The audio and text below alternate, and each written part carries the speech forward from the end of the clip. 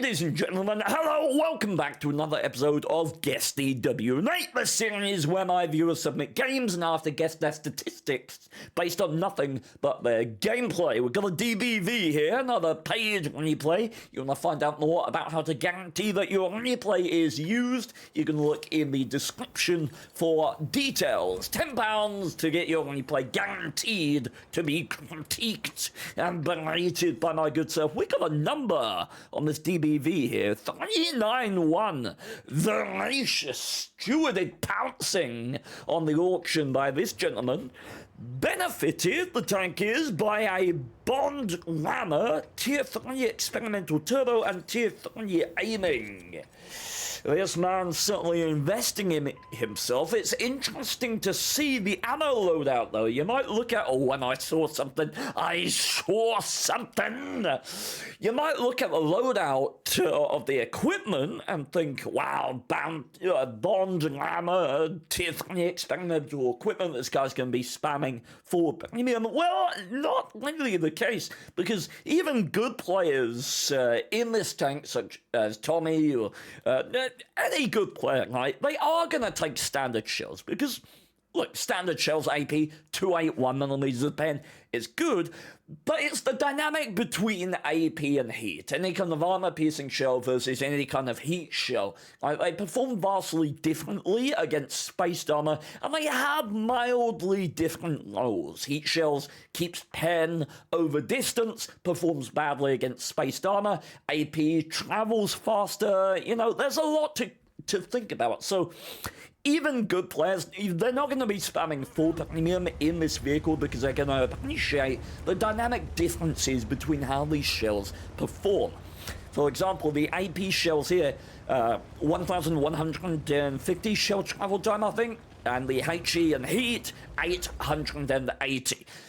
Okay, let's talk about this because I saw this earlier and it's indicative of a good player, but not only that, it's indicative of communication.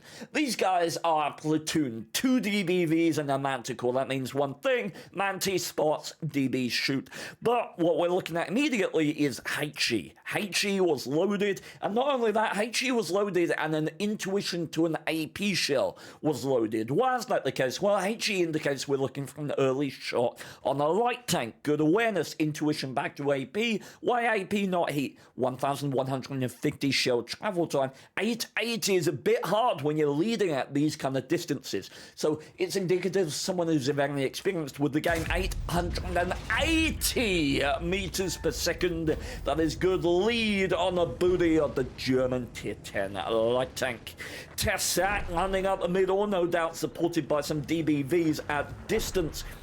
It's interesting, before we started recording, I was made aware that the DBV actually has, quite frankly, ridiculous camera rating. To put in perspective, the camera rating of this vehicle is over twice as good as the Grill 15. Over 2 times better. This thing has better camo than the Object 268, and the Object 268 is very good camo. That's an interesting plus spot by the Manti there, indicates very good view range, as we just talked about. This thing's camo is very, very good, even on a setup like this that doesn't have like a low noise to enhance it or anything like this. We are expecting a HE shell connection on the Manticore here through a tree. Here we go. Oh, and we do get a miss, Manti playing carefully. And now we are relocating. And that does indicate a CDS. Manticore spotting him through the bush there. That tree will most likely be about 30% camo on top of the 40-odd that he would have had via being stationary. Okay, wonderful. Gun depression. Let's talk about gun depression. 7 degrees. 7 degrees all the way around. Heat shells are being loaded here. Contesting with a can opener does certainly merit their inclusion in this particular affair. Now, we've got to bear in mind as well that the enemy have 2 arty, and in an endgame situation like this, that can certainly swing the combat. So let's bear that in mind. Now, let's start to look at this, because this is one of the easiest bases to defend in the entire game. 90 going up, kill secure there, lovely stuff. The northwest base on Lakeville. If people camp it, you lose, basically. If they play a perfect camp of this base, there is more or less no way to break it. No logical way. I mean, you can come in with Artie, but you're gonna believe the enemy Artie can sit there. Maybe if you've got Artie and your team are very patient. But in random battle games, generally, if you have an enemy team that just hard camps northwest, you're gonna lose. Right? You're not gonna beat that due to the dynamic of random teams. So I'll be curious to see how these guys, who as a platoon look like they generally know what they're doing, will be employing the advantages given to them by this particular spawn. That said, let's look at the enemy team and consider it from a tactical perspective. DBVs are many things. They aren't fun to assault vehicles. Though it is worth considering that a lot of people look at the DBV and they think, oh, that's beautiful work by the Manti, actually. A lot of people look at the DBV and they think, oh, I'll fire HE. It's actually got enough armor that if you fire HE at it frontally with most stuff, you won't actually pen. So, worth considering. It's like 120 on the frontal hull, maybe around 120, 150 on the turret, something like that. Like, it's good enough, but you can't pen it with HE. On the side and rear, fine, absolutely. But just bear that in mind. I say it's not a frontal assault vehicle, and it's not, but it's not complete paper. You ain't fighting a Gno 15 here. Now, the reason I really like this play from the Manticore is not just because the enemy have lost all of their vision.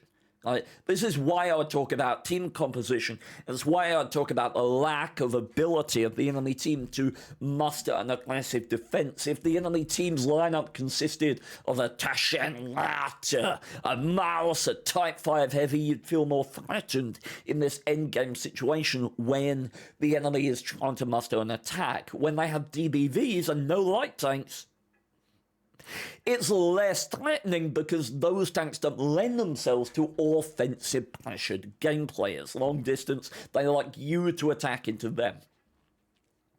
The other reason is because of positioning. If our team was pressed into this top left corner, this Manticore play would be a lot worse. But, as we can see, we have a DBV set up there, and that angle can open up shots onto this sort of position. And the Manti can likely make some very safe maneuvers up in the middle there and has the flexibility to not get stuck. So let's see, he's probably looking to catch an angle on the, ooh, hold up, HE shell, wonderful stuff. Doesn't get lit, does move instinctually. DBV just killed the E50M. It's debatable how much we can read into that at this point, but it's more than likely he's poking around the other side of the rock, but certainly worth a go on the blind fire there, I would say. Now, how do you win this endgame? Again, it's about team composition. How do you fight against tanks that want you to push into them? Well, you invite mistakes. You basically say, hey, there's 10 minutes left. Let's see what we can get. Let's see if this enemy team is going to be dumb and attack into us. That's a viable strategy at this point, particularly because we eclipse them in terms of vision capability, in terms of information gathering. Look at this tank. This is why when one light tank dies on one team, the dynamic changes immensely for a good light tank player on the enemy team, because we can sit out there and we're not threatened by a spot from the mid. We're not threatened by anything like that because our vision covers that and precludes it from happening.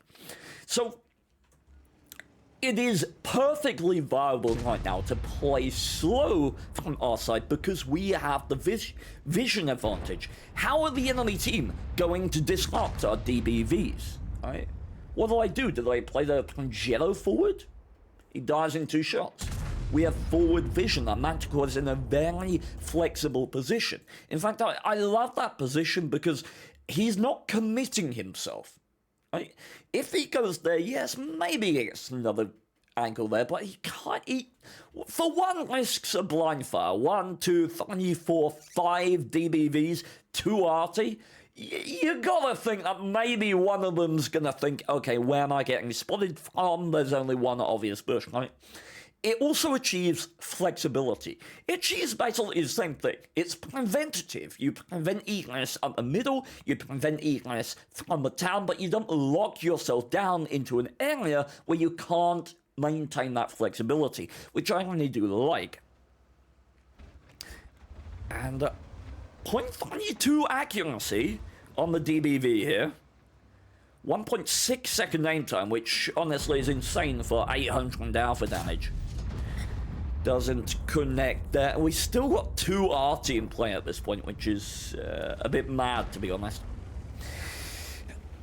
But I'm trying to look at this game and think, okay, is there active recourse? Is there something that we can be doing? And there are points in games, in Water Tanks, where you just gotta say, no. Like, maybe if we did this thing, we could win. But there's no tactical precedent that makes that the case. And it makes me uncomfortable because I want to sit here and provide valuable commentary and say, oh, they should do this, they should do that. But there's no textbook for this other than what we're doing right now, which is passive, which is patient, which is opportunistic. The longer the game goes on right now, the better it will get for us because we have vision and the enemy team don't. So we just gotta wait. We just gotta be patient. We just gotta hold our positions, invite the enemy team to come in and see what we can do, which is exactly what we appear to be doing.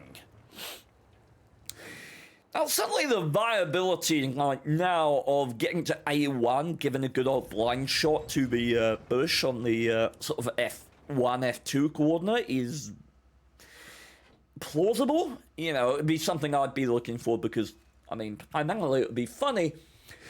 But certainly this is more in line with the sort of defensive mindset that we were talking about. Right? Letting the enemy push in. Because they don't have the capacity to do that. And honestly, even if our team composition was more offensive, there's the good cannon of the DBV working hard.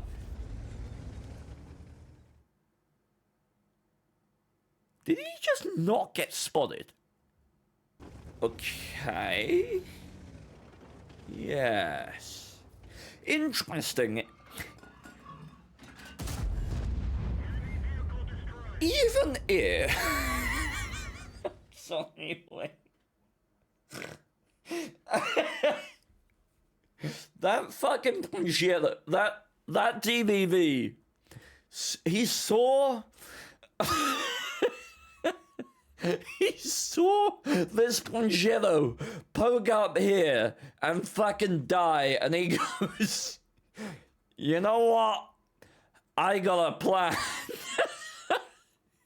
What the like, yeah, let the enemy team make mistake. I mean, that's gotta be so, like, how are you that dumb?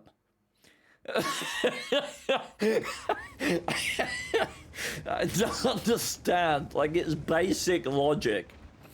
I mean, I feel like this shouldn't need to be said, but if you are moving into a position on the map and there's a corpse right there, maybe just think about it for, you know, like a couple of seconds or so. You know, I mean, you don't have to write a novel about it, but maybe just have a thought or something.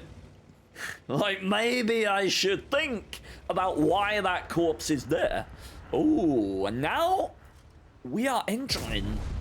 I was gonna say we were entering Kolobanov's territory, but not anymore. Okay. And now defensiveness, playing out nice ambition, but you don't want to get over-pressured in cap right now.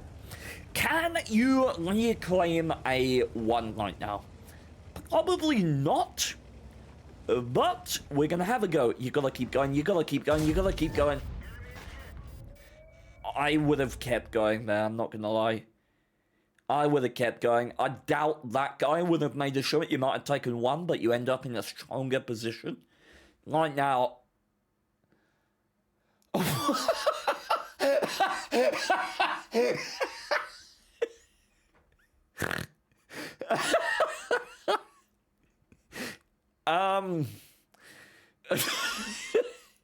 Hey, chat.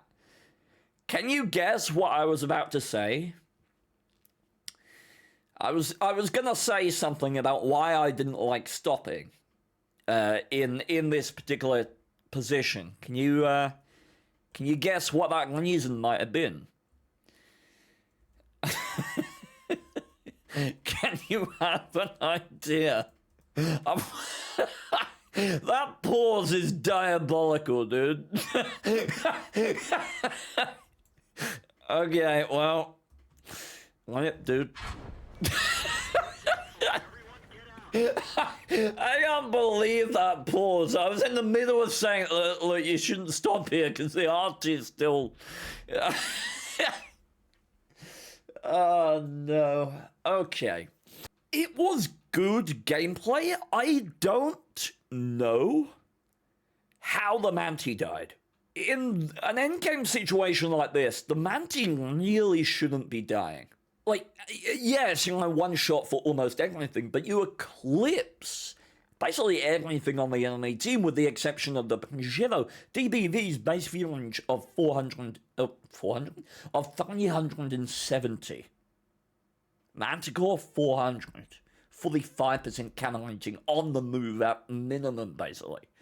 You shouldn't be getting out-spotted. So what we're going to do, because it's important, I want to go back and I want to look at how this Manticore died.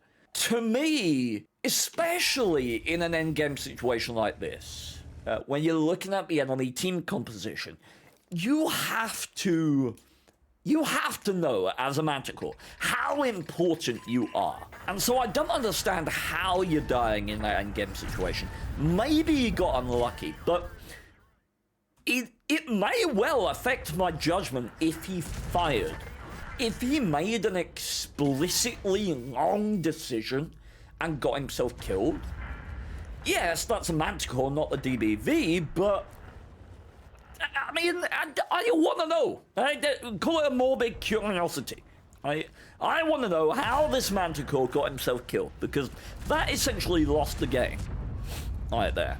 Yes, I think you should have kept going in the endgame.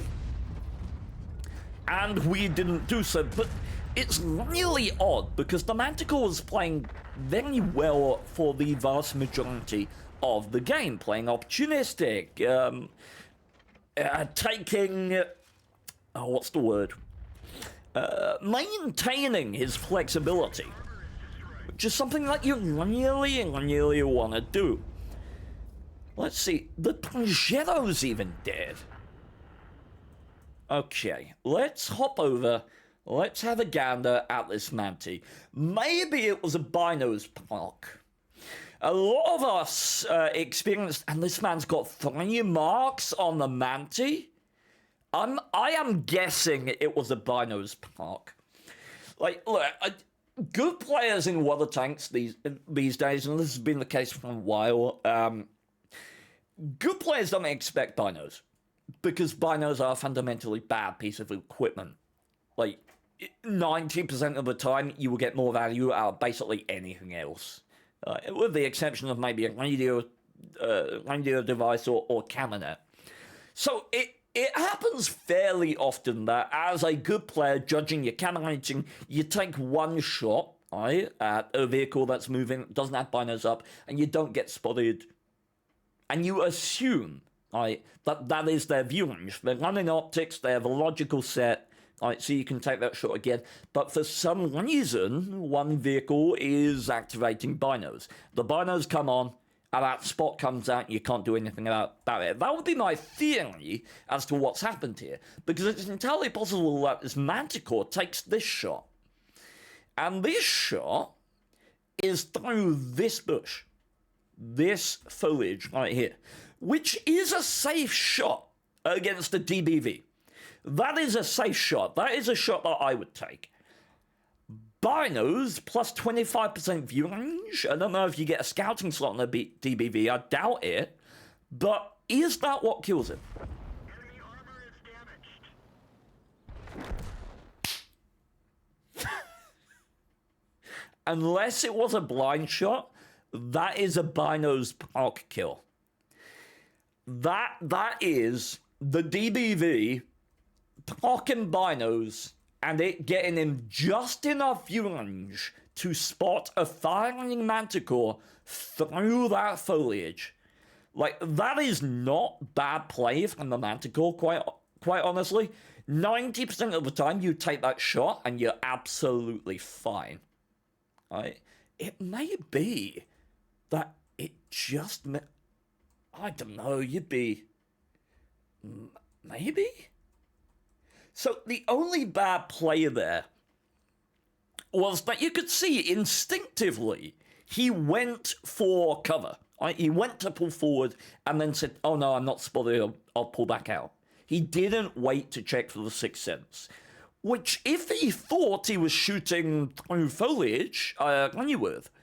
But as it turns out, in this circumstance, it was a bad play. So, interesting. I can't really comment negatively on that. I've done that many times myself. I'm a very experienced light tank player. I will still die to that sort of gameplay currently. So, what do you do in this endgame?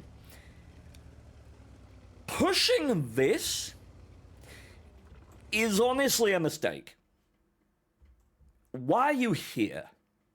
We talk about endgame play, right? And endgame play, particularly when you are outnumbered.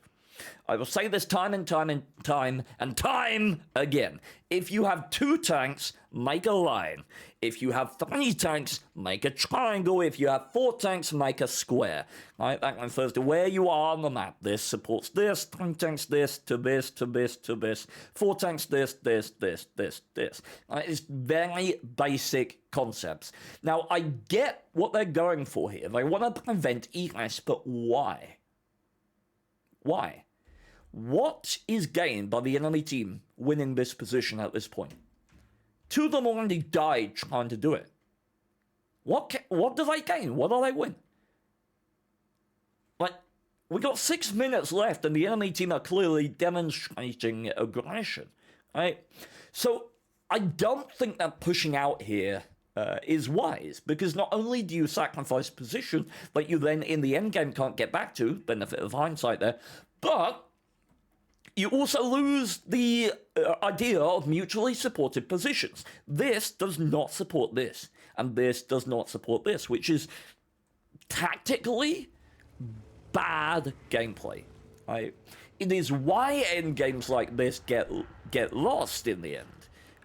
I'm not sure why our DBV got killed there. Someone's pinging sort of A7 perhaps. It was a wide spot from the bushes. But yeah, we see we're now out of position, right? And honestly, ES down the 1-2 line, and again, stopping here I think was unwise because obvious reasons.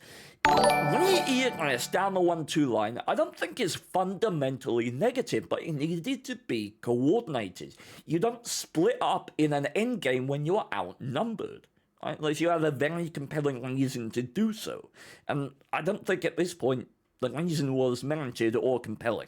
So, what am I thinking? Jeffo, thank you for 63 months. What do I think?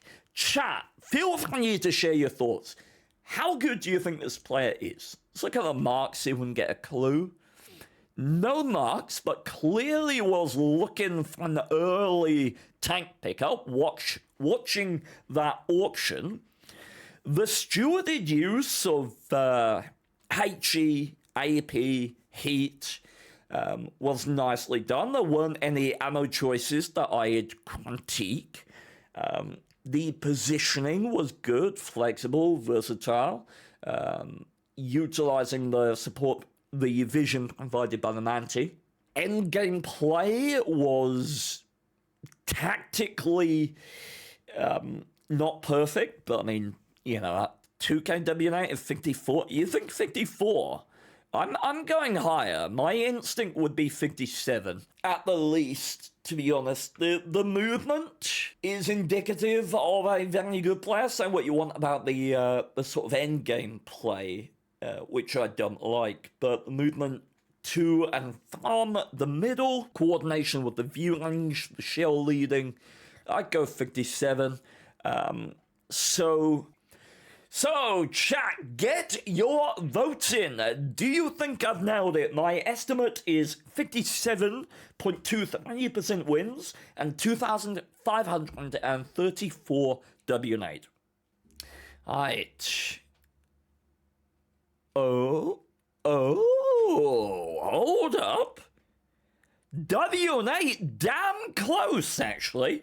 2,534. I went 57.23, so I was within 2% of the win rate, and I was very close to the WN8. So that is a win for me, ladies and gentlemen, and anyone who believed that I would get it correct, you have won yourself some channel points.